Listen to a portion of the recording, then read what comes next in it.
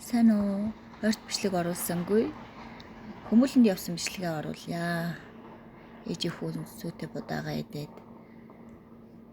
Хүү бид гурав хүмүүлэнд гарсан. Аймгаас гараад нилээ яваад манай хүмүүл хайгаал.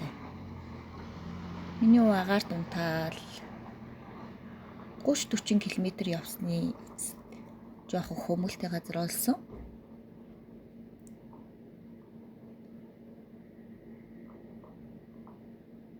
За ингээд хүмүүлээ түүж эхэлсэн дээ.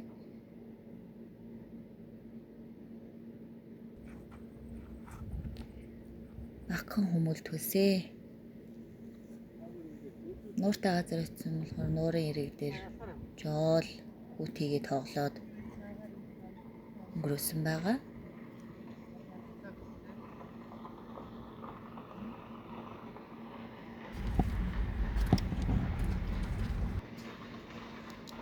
За их баггүй хүмүүлээ цэвэрлэж байна.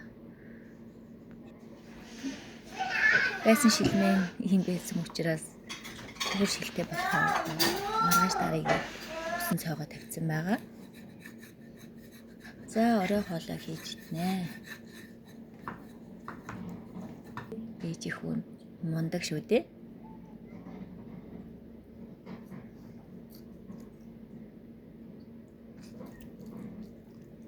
Баяртай.